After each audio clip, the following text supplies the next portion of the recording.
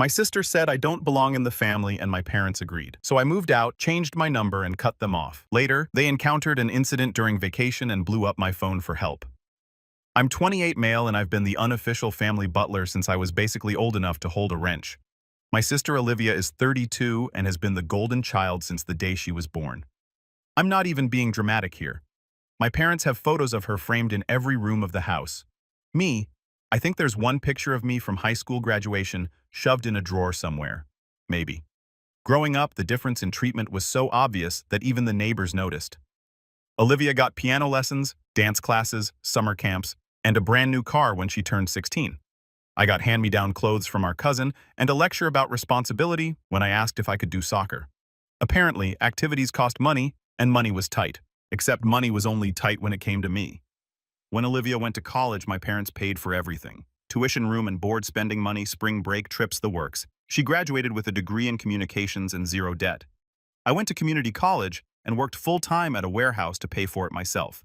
Took me 6 years to finish my accounting degree because I could only take 2 classes per semester while working 50-hour weeks. My reward for graduating, a text that said, "Proud of you, champ," with a thumbs-up emoji. No party, no gift, just an emoji. But hey, at least I learned self-reliance, right? The real kicker is that Olivia never actually did anything with her degree. She worked random admin jobs for a few years, then met her husband Brad at some networking event. Brad's family has money, like serious money. His dad owns a chain of car dealerships across 3 states. So Olivia became a stay-at-home wife with a housekeeper and a personal trainer. She doesn't work but somehow always has opinions about everyone else's work ethic. It's a special kind of irony. My parents treat Brad like the son they always wanted, which is hilarious because I'm literally their son. But sure, Brad's the favorite. He plays golf with my dad every Sunday, and my mom constantly shares his Facebook posts about entrepreneurship and success mindsets. The guy inherited a business and acts like he's Warren Buffett. Meanwhile, I work as a financial analyst at a mid-size firm. Good job, decent pay, nothing flashy, but stable and respectable. My parents have never once asked me about my work. Not even the basic, "how's the job going" conversation. But they can tell you Brad's golf handicap and his thoughts on the current market trends. About 3 years ago, my parents bought Olivia and Brad a house as a wedding present. A whole actual house. 4 bedrooms, 3 bathrooms in a nice suburban neighborhood with good schools for the kids. They were planning to have market value around $450,000. My dad said it was an investment in their future. When I asked if they'd help me with a down payment on a condo, my dad literally laughed and said I needed to learn to manage my money better. This is the same man who just dropped $500,000 on his daughter's house. The math wasn't matching. So yeah, I stopped asking for anything a long time ago. I handled my own life, got my own apartment, furnished it myself, built my career, did the adult thing without any help. I wasn't bitter about it. Okay, maybe I was a little bitter, but I just accepted that this was how things were in our family. I was the backup child, the spare, the one who existed in case Olivia needed something. And oh boy, did Olivia need things constantly. Her car breaks down. Call me. Her internet isn't working. Call me. She needs furniture moved. Call me. Brad's out of town and she's scared of a weird noise in the house. Call me at 11 p.m. I'm the on-call handyman, IT support and emotional support animal, all rolled into one convenient brother-shaped package. The messed up part is I usually showed up. Not because I enjoyed being used, but because I kept thinking maybe this time they'd appreciate it. Maybe this time they'd actually say thank you and mean it. Maybe this time I'd feel like I was actually part of the family instead of the hired help. Spoiler alert, that never happened. Every favor I did was either treated like it was expected or like I'd barely done anything at all. I spent 6 hours helping them move into their new house carrying boxes in August heat, and my dad handed me a $20 bill at the end and said, "Good hustle today," like I was part of the moving crew they'd hired. Olivia didn't even say thanks. She was too busy directing Brad on where to hang their wedding photos. Last year my car died, not broke down, not needed repairs, fully died. Engine seized up, transmission shot. The whole thing was beyond repair. The mechanic took one look and basically said I should donate it for scrap. I needed a car for work since I have to drive to client meetings, and I didn't have enough saved for a decent down payment after helping my parents pay for their new roof a few months earlier. Yeah, you read that right. I helped pay for their roof because they didn't have the liquid cash available and it was an emergency. I gave them $3,000 from my savings. Still haven't been paid back, but who's counting? So when my car died, I asked my parents if they could help me with a loan. Not a gift, a loan. I offered to pay them back with interest. My dad said they couldn't help because they were financially stretched after buying Olivia's house and helping Brad's dad with some business expansion. The same dad who drops $200 on golf games every weekend somehow couldn't help his son buy reliable transportation for work. I ended up taking out a high-interest loan from a credit union and buying a used sedan that was decent enough. It wasn't fun making those payments, but I handled it because that's what I do. I handle things. The family dinners were always the worst.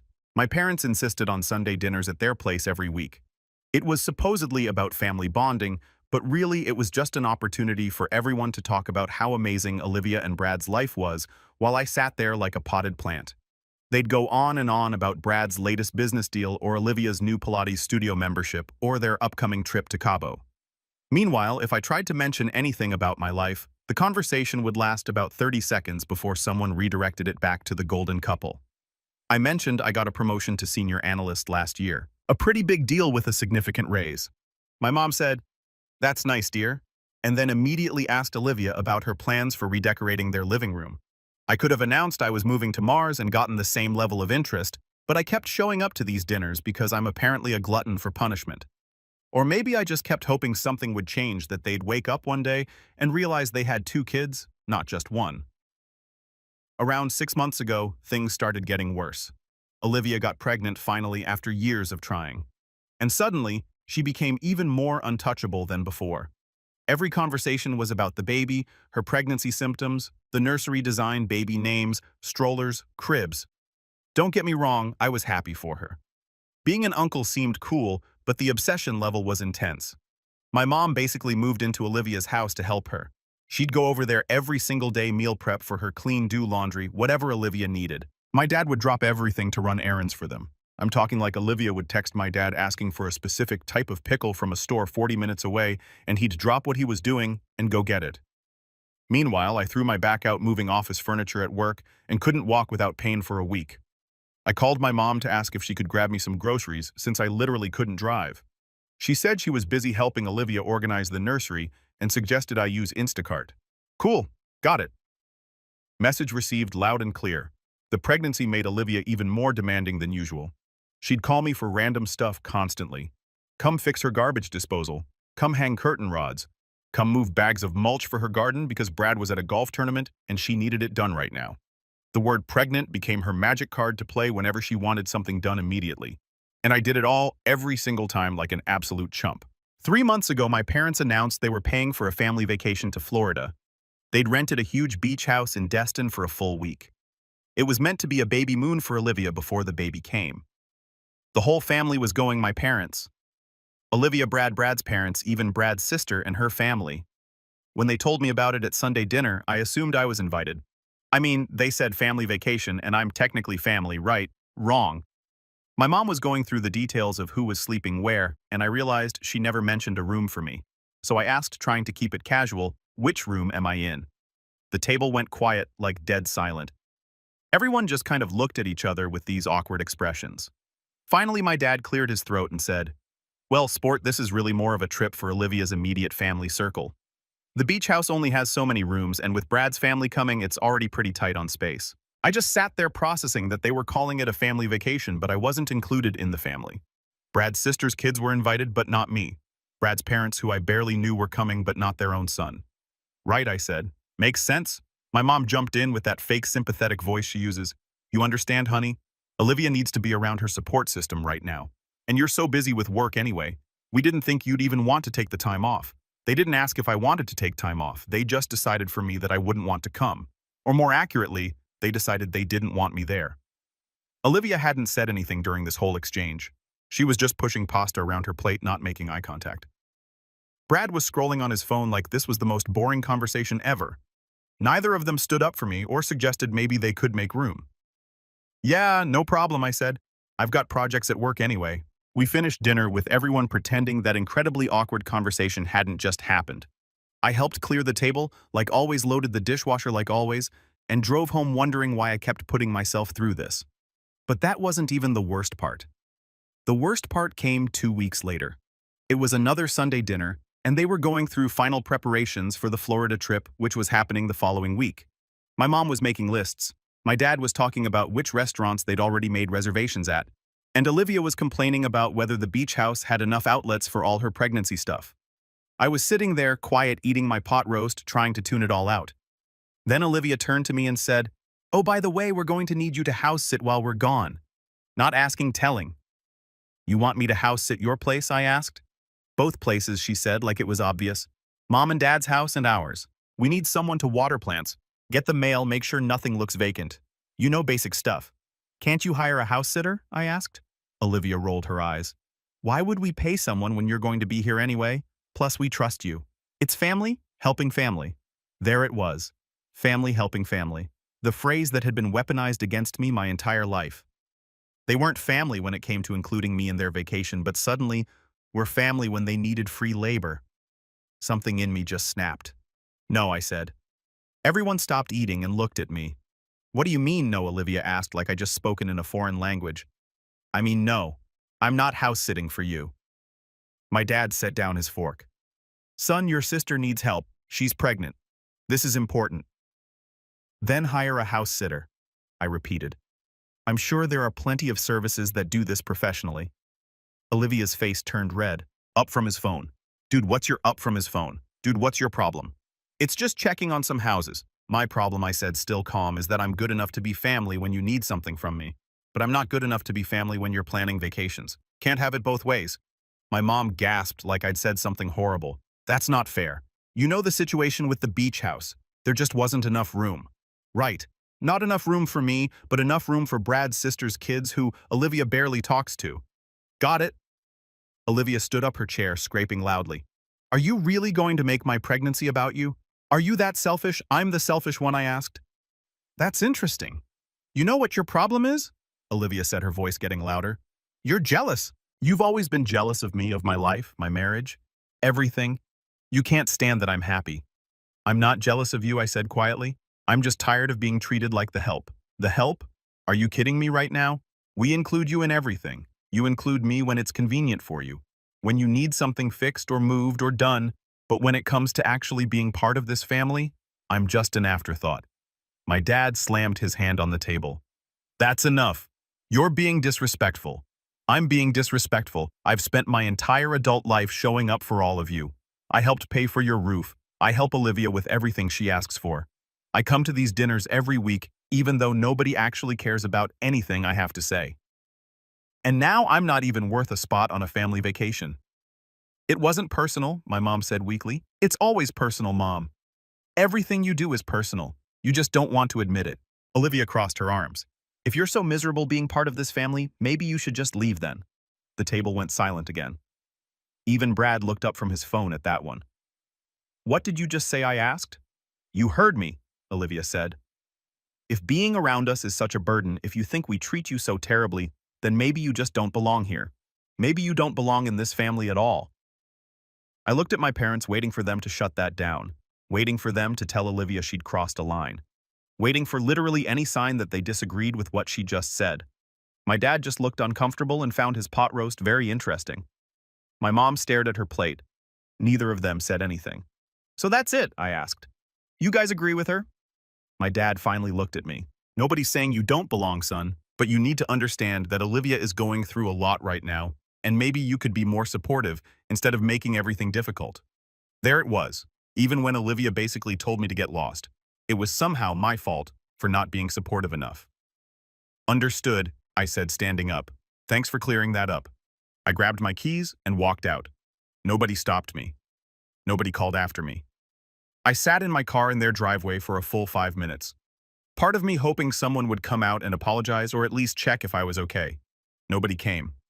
I drove home and just sat there on my couch staring at the wall, processing what had just happened. My sister had basically disowned me at dinner and my parents had backed her up. After 28 years of being the family workhorse, I'd been told I didn't belong. You know what, fine. They want me gone, I'll be gone. I spent the next week making plans. I'd been considering moving to a different part of town anyway, somewhere closer to work.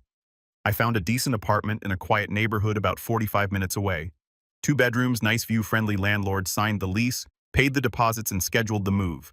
Then I went through my phone and blocked all their numbers. My parents, Olivia, Brad, even extended family who might try to play messenger.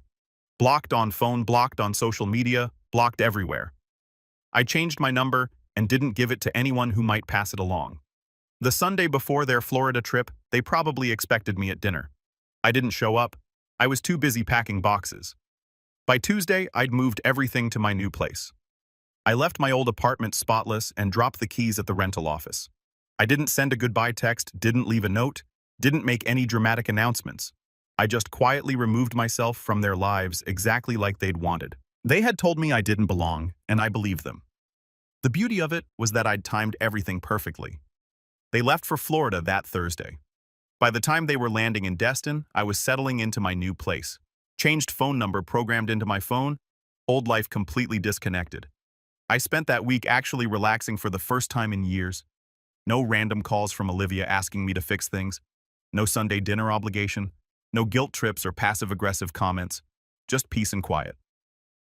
On Saturday, 5 days into their trip, I was at a coffee shop near my new place reading a book and enjoying my morning when someone tapped my shoulder. It was Jackson, my old neighbor from the apartment complex. Cool guy. We'd hang out sometimes and talk about sports. "Hey man, someone's been looking for you," he said. "Your sister came by the apartment yesterday. She seemed really upset. Kept knocking on your door for like 20 minutes. Huh, I said. Weird. Yeah, weird. She left a note on your door. Something about a family emergency and needing you to call her ASAP. I figured you'd want to know." "Appreciate it," I said. "But I'm good." Jackson gave me a curious look but didn't push it. We chatted for a few more minutes about how I'd moved. Then he headed out. A family emergency. How convenient. I wondered what they could possibly need that classified as an emergency. Later that night, I was curious enough to check my old voicemail from before I changed numbers. I'd forwarded it to my email before disconnecting the line, and sure enough, there were messages. 15 missed calls from Olivia's number. 6 voicemails. I listened to the first one. "Hey, it's me. Listen, we have a situation down here and we really need your help. Can you call me back? ASAP. It's important." The second one. "Okay, I don't know why you're not answering, but this is serious. We need you to do something for us. Call me back right now." The third one, her voice getting more frantic. "Where are you? I've been calling for hours. Mom and Dad are freaking out. We need you to go to our house and take care of something. This is an emergency. Call me back." The fourth one.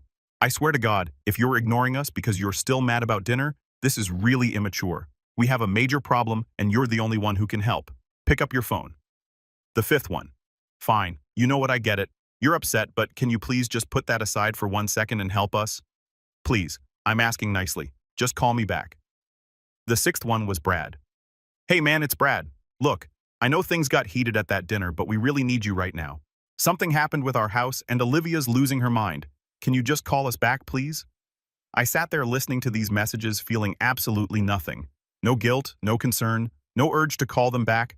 Just a weird sense of calm. They needed me. Of course they needed me, because I was always there when they needed something, right? The reliable backup brother who drops everything to solve their problems. Except, I wasn't their brother anymore. They'd made that clear. I didn't belong in their family, remember?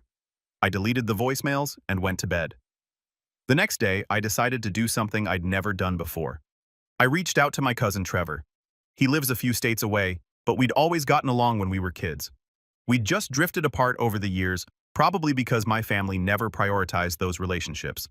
I called him up, and we talked for 2 hours. Told him everything that had happened.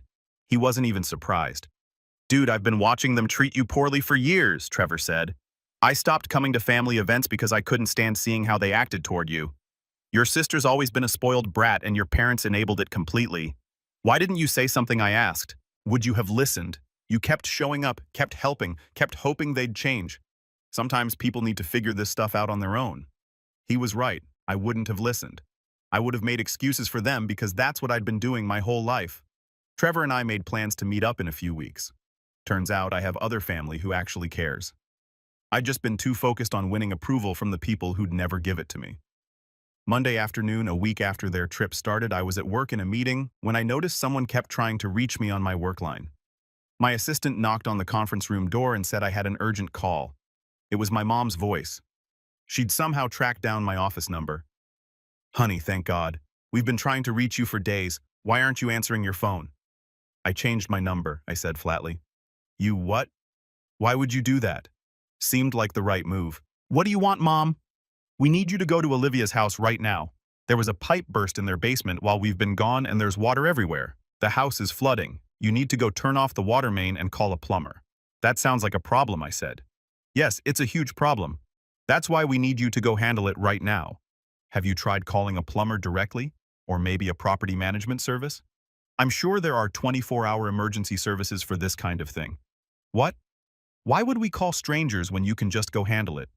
You know the house. You know where everything is. Actually, Mom, I can't help you with this. Silence on the other end. What do you mean you can't help us? I mean I can't. I'm at work. I live 45 minutes away now, and honestly, it's not my problem. Not your problem.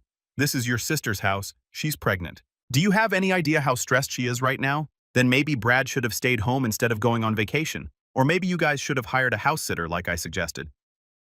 You're seriously going to let your sister's house flood because you're still mad about that dinner. I'm not mad about anything, Mom. I'm just not available to help. You guys made it pretty clear I'm not part of the family. So I don't see why family emergencies are my responsibility. That's not what anyone said.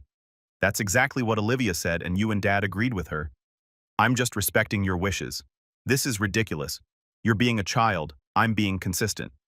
Look, I've got to get back to my meeting. Good luck with the flooding situation. I hung up before she could respond. My hands were shaking a little bit, not from fear, but from the adrenaline of actually standing up for myself for once. It felt strange, foreign, but also kind of good. The calls kept coming to my work line.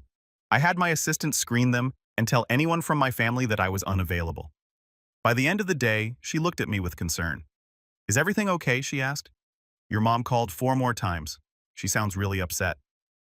Family drama, I said. Nothing serious. If they call again, just tell them I'll call them back when I can. I had no intention of calling them back. That night, I got an email from my dad this time. He'd somehow found my personal email address, probably from some old family group email chain. The subject line was urgent. Call us immediately. The email was a wall of text about how disappointed he was in me, how family was supposed to be there for each other, how I was being selfish and immature, how Olivia was crying nonstop about her ruined house, how I was betraying them in their time of need. Not once in that entire email did he acknowledge what had happened at that dinner. Not once did he apologize for excluding me from the vacation or for letting Olivia tell me I didn't belong. It was all about how I was failing them right now. I marked it as spam and moved on with my evening. The thing about cutting toxic people out of your life is that there's this weird mourning period. I wasn't sad about losing them. I was sad about losing the version of them I'd always hoped they'd become. The fantasy family that would finally appreciate me and treat me like I mattered. But that family never existed. I'd been chasing a fantasy for 28 years.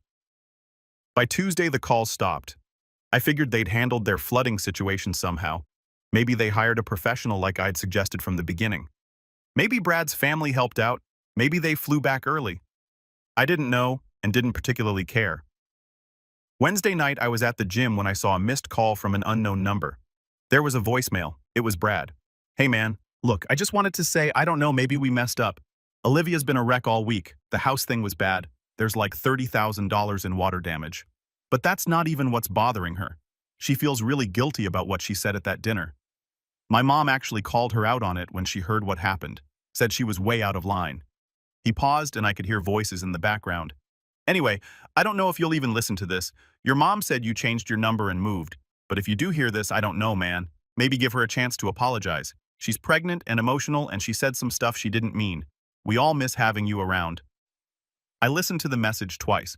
There was something almost genuine in Brad's voice. Almost. But the key word in his whole message was, she didn't mean it. That's the classic non-apology setup. She didn't mean it. She was emotional. She was pregnant.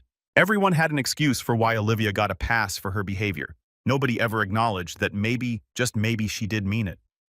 That those words came from somewhere real. That she'd been thinking it for years and finally said it out loud. And more importantly, nobody addressed the fact that my parents had sat there silently and let it happen. They'd chosen her over me in that moment, just like they'd chosen her over me my entire life. One voicemail from Brad, saying she feels guilty, wasn't enough to undo 28 years of being second place. I deleted the message. Over the next few weeks, I settled into my new life, made friends with my neighbors, found a gym I actually liked, started going to trivia nights at a bar near my apartment with some coworkers, built routines that didn't involve Sunday dinners or last-minute favor calls. It was peaceful quiet. My stress levels dropped. I wasn't constantly on edge waiting for the next demand or criticism. I could just exist without justifying my existence. Trevor came to visit like we'd planned. We spent a weekend exploring the city, catching up on lost time. He'd built a good life for himself out of state, completely separate from our family's drama. He'd figured out years ago what had taken me almost 3 decades to learn. Sometimes the healthiest thing you can do is walk away. "You seem different," Trevor said over lunch, more relaxed. "Yeah," I said. "Turns out not having people constantly tell you you're not good enough does wonders for your mental health." "You think they'll ever figure it out?" he asked. "That they screwed up?" I shrugged. "Honestly, I don't think they see it that way. In their minds, I'm the one who abandoned them over nothing. I'm the one being dramatic and holding grudges." "That's probably true," Trevor said. "But that's their problem now, not yours." He was right. It was their problem now. About 6 weeks after I'd moved, I was leaving my apartment for work when I found an envelope taped to my door. No return address, just my name written in my mom's handwriting. Inside was a card, one of those generic thinking of you cards from the grocery store. The message inside was in my mom's handwriting. "We know you're upset with us, and we want to make things right. Olivia is very sorry about what she said. We're all sorry. You're our son and our brother, and we love you. Please call us so we can talk about this. We miss you. Mom. Dad. Olivia." At the bottom, Olivia had added, "I'm sorry, I was wrong. Please come back." I read the card 3 times, looked for anything that acknowledged what had actually happened. Any recognition of the years of unequal treatment, any admission that maybe the problem wasn't just one dinner, but a lifetime of being treated like I didn't matter. There was nothing. Just generic apologies, and "we miss you." They missed having someone around to help them. They missed having a backup plan. They missed having free labor and emotional support when they needed it. They didn't miss me. They missed what I did for them. I threw the card in the recycling bin and went to work. That weekend, I did something I'd been thinking about for a while. I updated my emergency contacts at work and with my bank. Removed my parents and sister, added Trevor and a couple of close friends instead, changed my beneficiary information, updated my apartment lease to make sure they weren't listed anywhere. I was erasing them from the practical parts of my life, one document at a time. It felt like closing chapters in a book I'd been forced to read for too long. 3 months after I'd left, Trevor called with interesting news. Apparently word had gotten back to him through extended family channels that Olivia had had the baby, a healthy girl named Charlotte. My parents were thrilled to be grandparents. Brad's family threw them a huge party. "They're telling everyone you refuse to meet your niece because you're holding a grudge," Trevor said, "making you out to be the bad guy." "Let them," I said. "Anyone who knows me knows that's not the full story, and anyone who doesn't know me doesn't matter." "Fair point," Trevor said. "For what it's worth, some of the family is asking questions. Not everyone's buying their version of events." That was interesting, but it didn't change anything for me. I wasn't doing this for vindication or to prove a point. I was doing it because I deserved better than being someone's afterthought. I sent a baby gift through Amazon, a nice one, neutral and appropriate, with a card that said, "Congratulations on your daughter. Wishing you all the best." No return address, no phone number, just acknowledgement that a baby existed and deserved a gift, even if I wanted nothing to do with her parents. Because that's the thing. I didn't hate them. I wasn't even angry anymore. I just didn't want them in my life. There's a difference between holding a grudge and choosing not to let people hurt you anymore. 4 months in, I started dating someone from work. Nothing serious yet, but it was nice. She asked about my family and I gave her the simplified version. We're not in contact. It's complicated but necessary. She didn't push for details, which I appreciated. Told me about her own family drama, which was extensive. We bonded over the shared experience of having families that didn't quite work. "You seem really at peace with it," she said one night over dinner. I realized. It took a while to get here, but yeah, I'm good. And I was. For the first time in my adult life, I wasn't waiting for the other shoe to drop. Wasn't bracing for the next demand or criticism. Wasn't measuring my worth by whether my family approved of me. I was just living my life, working my job, building relationships with people who actually valued me being a person instead of a tool. 6 months after I'd walked away, I got a Facebook message from Brad. I'd forgotten to block him on that platform, mainly because he'd never really been the problem. He was just married to it. "Hey man, I know you probably won't read this, but I wanted you to know something. We had a family gathering last week and some stuff came up. My mom asked where you were, and when Olivia explained, my mom basically ripped into her and your parents and said she couldn't believe they'd treated you that way for so long. Called them out on all of it. The message continued. It was really uncomfortable, but someone needed to say it. Olivia cried. Your mom got defensive.